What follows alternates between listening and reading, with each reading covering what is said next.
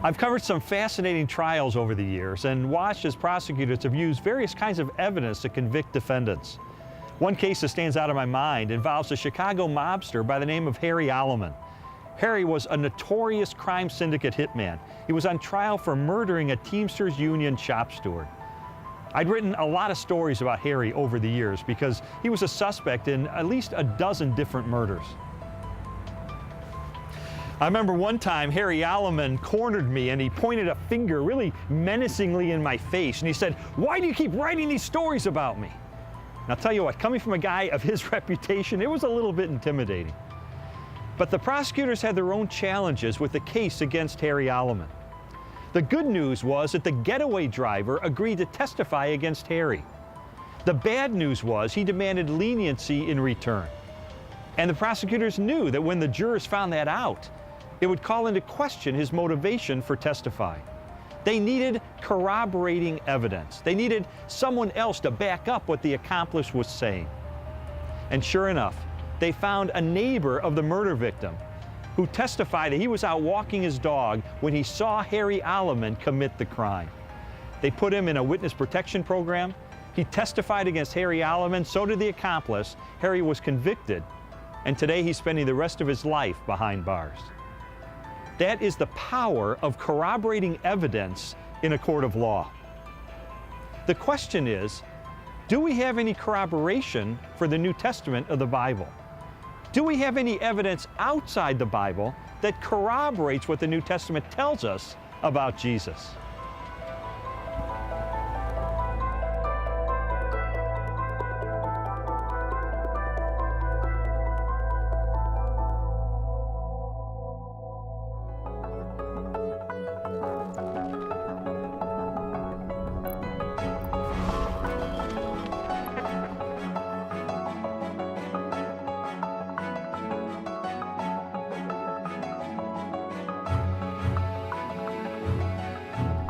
Following the pattern of my investigation, my next step was to determine whether or not there was any evidence outside the New Testament that corroborates what the New Testament tells us.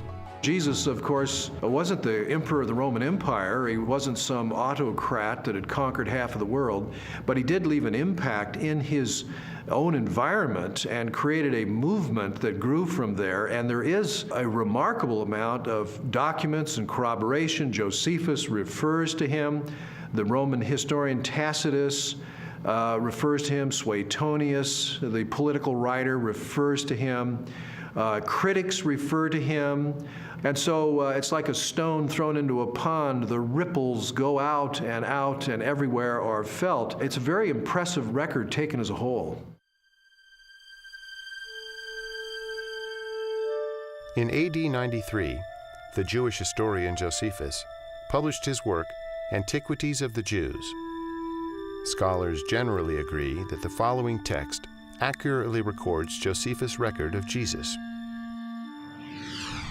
Now there was about this time Jesus, a wise man, for he was a doer of wonderful works, a teacher of such men as received the truth with pleasure. He drew over to him both many of the Jews and many of the Gentiles. When Pilate, at the suggestion of the principal men amongst us, had condemned him to the cross, those that loved him first did not forsake him. And the tribe of Christians, so named for him, are not extinct to this day.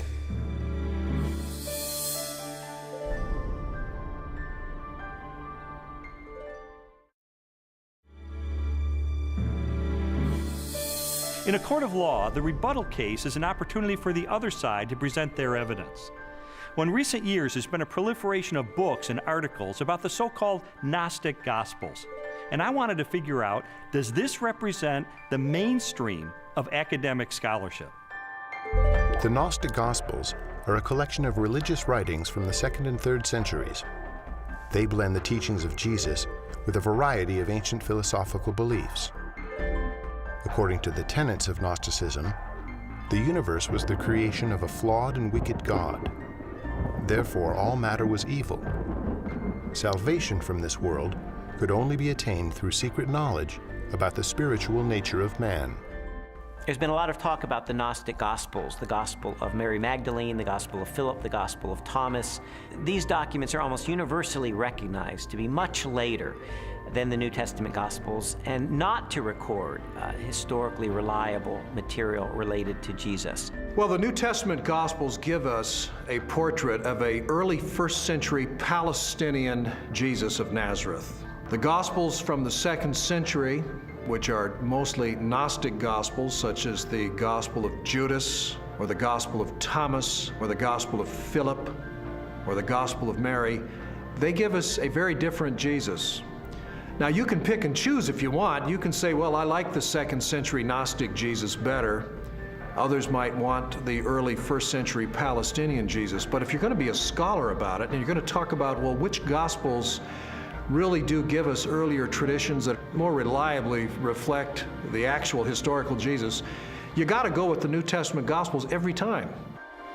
There's a view among some that there were all of these different competing views of Jesus Christ, and that the one that won out became the orthodox perspective of Christ reflected in the Gospels. All the evidence runs contrary to that. Jesus was a 1st century Jewish teacher who revealed and demonstrated himself to be the Messiah. That's the presentation we get in Matthew, Mark, Luke, and John, the New Testament Gospels. These later Gospels, these Gnostic Gospels, present a very different Jesus, almost a Greek philosopher, an esoteric Gnostic Jesus. It's clearly not the authentic historical Jesus. What I've come to discover is that the Gospels in the New Testament, Matthew, Mark, Luke, and John, are our best sources for Jesus. And I've also found that they are reliable, and that from these sources we can form a picture that I believe is very accurate, that tells us about Jesus, what he taught, how he was perceived by his contemporaries, and what his life was really all about. Everything from Jesus' parables, to his healings, to his controversies, to his warnings, and all of that, the reason they were telling this stuff is that not just it was good advice for them in their own day, but that it actually mattered, that it actually happened. And if it hadn't happened, you're into a totally different worldview, a worldview which is about ideas, which is about self-realization, hugely popular in our culture just now, discovering who I really am. You know, for goodness sake, Jesus didn't come to help me discover who I really am. He came to tell me who he knew I really was and to do something about it. And that's much better news.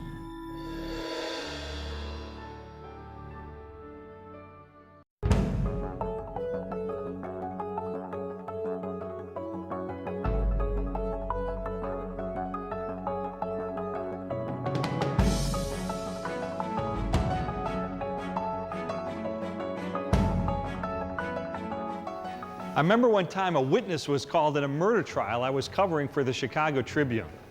He was supposed to testify that he had seen the defendant shoot the victim. But instead, he shocked everybody by saying, "I shot him."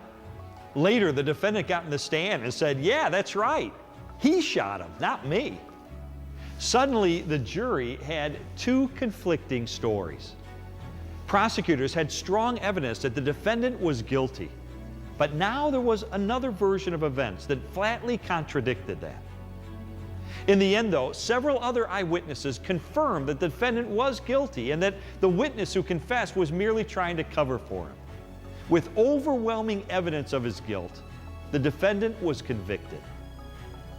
In a similar way, we have the New Testament painting one picture of Jesus, but the so-called alternative Gospels telling another story. Well, which is right? Well, the evidence strongly supports the New Testament. Unlike the Gnostic Gospels, they're based on eyewitness testimony, they're written very close to the events they describe, and they're confirmed at points by archaeology and secular history. Consequently, I believe that we can have confidence that Matthew, Mark, Luke, and John contain the most reliable information about Jesus. Well, how about you? Where would you say the arrow of evidence at this juncture points? Toward or away from the Gospels being reliable?